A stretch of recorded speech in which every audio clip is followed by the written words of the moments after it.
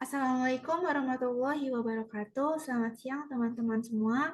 Di sini kami dari kelompok 16 akan mempresentasikan mengenai materi keterampilan untuk mengoptimalkan kepemimpinan seiring berubahnya situasi. Sebelumnya, saya selaku moderator akan memperkenalkan anggota kelompok saya, yaitu yang pertama Melian Berintan dengan ujung NPM 061, saya sendiri Melanyong Tafiani dengan ujung NPM 073, dan Zatu Kiasati dengan ujung NPM 014. Untuk materi yang pertama akan dipresentasikan oleh Zatu. Kepada Zatu Kiasati, dipersilakan. Baik, terima kasih kepada moderator. Materi yang pertama yaitu tentang ide, gambaran, dan juga masa depan. Komponen ide, visi seorang pemimpin, dimulai dengan penilaian yang jujur dari situasi yang sedang dihadapi oleh tim. Pemimpin yang mengidentifikasi dengan jelas tentang hal yang tim lakukan dengan baik dan hal yang tidak dilakukan dengan baik. Cara melakukannya jika dibandingkan dengan kompetisi dan tantangan yang dihadapinya.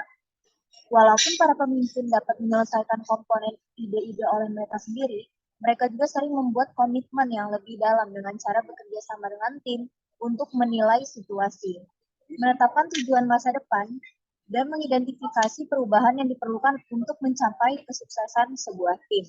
Next slide.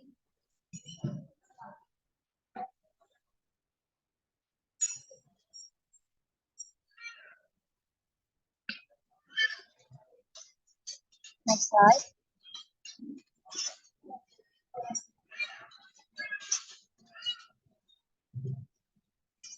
Yang kedua yaitu ekspektasi, nilai, dan juga standar kinerja, di mana seorang pemimpin juga perlu menggambarkan harapannya terhadap perilaku para anggota tim secara jelas, seperti bagaimana perilaku yang pemimpin inginkan dari para anggota. Dan sama pentingnya, perilaku apa yang tidak akan ditoleransi dari anggota tim. Harapan seorang pemimpin terhadap anggota tim sangat terkait dengan nilai-nilainya. Sebagai contoh, jika seorang pemimpin yakin kemenangan adalah nilai penting, maka ia perlu mengatakan sesuatu tentang tingkat kinerja dan juga komitmen yang dibutuhkan oleh para anggota tim. Salah satu peran kepemimpinan yang penting adalah memastikan nilai-nilai inti tim selaras dengan gambaran masa depannya. Next slide. Yang ketiga yaitu energi emosional, kekuasaan, dan juga semangat. Dua komponen terakhir ini dari visi kepemimpinan, energi emosional dan tepi, lebih peduli terhadap penyampaian daripada konten. Energi emosional itu sendiri adalah tingkatan pemimpin yang antusiasme untuk menyampaikan visi masa depan dan prinsip operasi dan timnya. Next slide. Ya, dan yang keempat yaitu ada tepi cerita, analogi, dan juga metafora.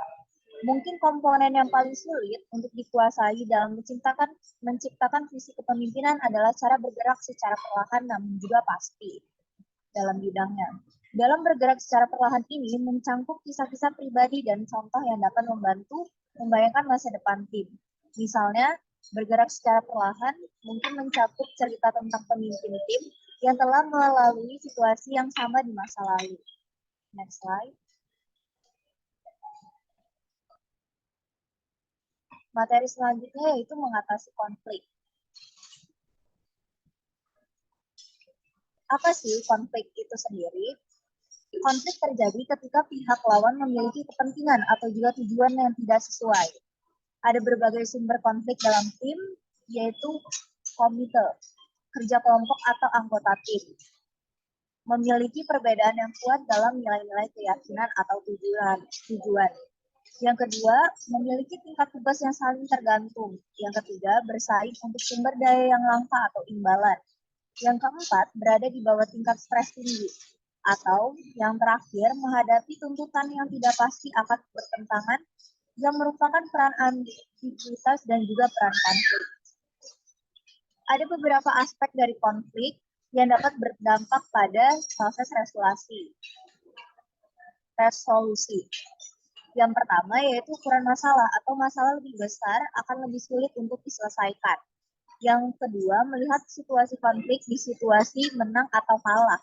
Salah satu membatasi hasil yang dirasakan baik kepuasan total atau kefrustasian total.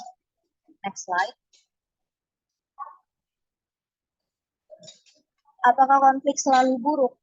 Nah, konflik itu kemungkinan ada efek positifnya juga dan juga ada efek negatif.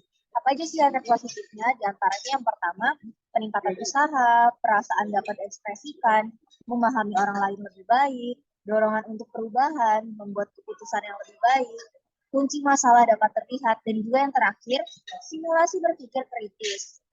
Kemungkinan efek negatif dari suatu konflik yaitu diantaranya yang pertama, mengurangi produktivitas, kemungkinannya itu lebih buruk, perasaan selalu berdampak negatif, dan juga memacu stres, terus membuat keputusannya bahkan lebih negatif dan juga lebih keburuk, kerjasama tim menurun, dan politik pengkhianatan. Next slide. Apa aja sih strategi resolusi konflik? Selain menghabiskan waktu untuk memahami dan memperjelas posisi, menghindarkan orang dari masalah dan berfokus pada kepentingan, para pemimpin dapat menggunakan 5 strategi atau pendekatan untuk menyelesaikan konflik itu sendiri. Next slide. Next slide. Sekian materi dari saya kembalikan kepada moderator. Baiklah, terima kasih Jatuh. Selanjutnya materi tentang negosiasi akan disampaikan oleh Melia. Kepada Melia dipersilakan. Terima kasih kepada moderator. Materi selanjutnya adalah negosiasi. Next slide.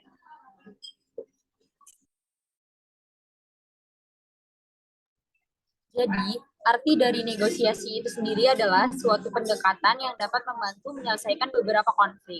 Dan ada beberapa tips negosiasi yang menurut Fisher and Murray. Yang pertama adalah persiapan negosiasi. Jadi, persiapan negosiasi itu adalah pemimpin perlu menyediakan waktu dan harus mengantisipasi perhatian dan masalah, sikap, kemungkinan strategi negosiasi, dan tujuan masing-masing dari kedua belah pihak. Selanjutnya adalah memisahkan orang dan masalah. Pemimpin dapat melakukan dengan cara tidak boleh membiarkan ketakutan masing-masing pihak mempengaruhi persepsi mereka yang akan niatnya masing-masing. Tidak boleh menyalahkan pihak lain atas masalah kita sendiri dan berkomunikasi dengan jelas. Yang selanjutnya adalah fokus pada kepentingan, bukan posisi. Next slide. Selanjutnya adalah materi tentang mendiagnosis masalah performa pada individu, kelompok, dan organisasi. Next slide.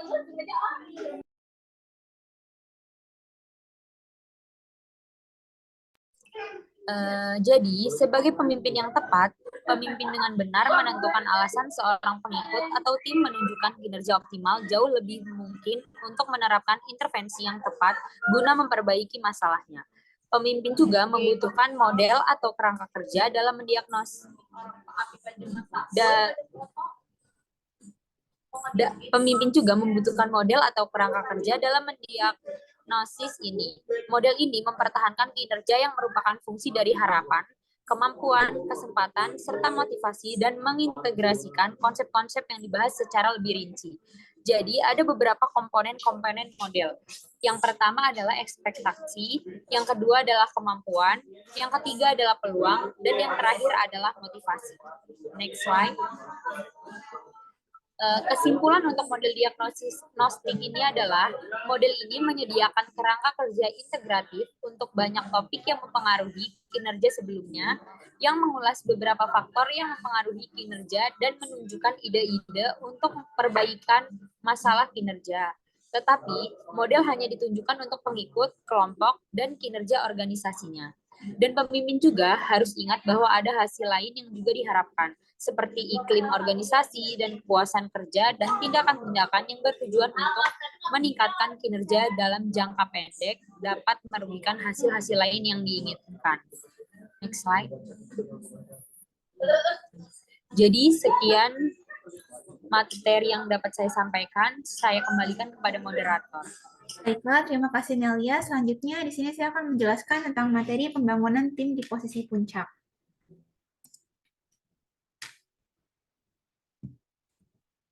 Tim eksekutif itu berbeda dengan tim kerja jenis lain. Tidak semua pekerjaan di tingkat eksekutif mengharuskan semua atau bahkan ada dari tim untuk hadir. Seperti yang telah diamati Kalzenbach, banyak tantangan kepemimpinan kepemimpinan atas tidak memerlukan kerja tim sama sekali. Jadi, trik nyata untuk tim eksekutif adalah dapat menerapkan baik keterampilan individu teknis yang mungkin menyertakan individu dalam tim dan keterampilan yang dibutuhkan untuk kinerja tim yang tinggi ketika tim menampilkan dirinya sendiri. Nah, menerapkan keterampilan individu dan keterampilan tim. Terdapat dua hal yang harus diperhatikan jika ingin menerapkan hal ini. Yang pertama yaitu pemimpin harus memiliki keterampilan diagnostik untuk mengetahui apakah sebuah tantangan melibatkan situasi individu atau situasi tim. Dan yang kedua, pemimpin harus tetap ada dalam tim ketika tim mengalami masalah. Selanjutnya yaitu tentang pelajaran kabel perjalanan. Kabel perjalanan ini terdapat 5 poin. Yang pertama, kabel perjalanan 1 itu menyebut unit performa sebagai tim tetapi mengatur anggota sebagai individu. Perjalanan kedua yaitu membuat keseimbangan otoritas yang tidak diperlukan. Kabel perjalanan ketiga yaitu kumpulkan sekelompok besar orang, sampaikan ketentuan umum mengenai yang harus diselesaikan dan biarkan mereka mengerjakan detailnya.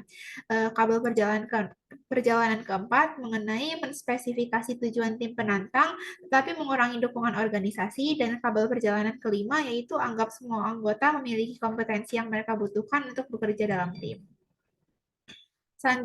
Materi yang terakhir yaitu mengenai hukuman.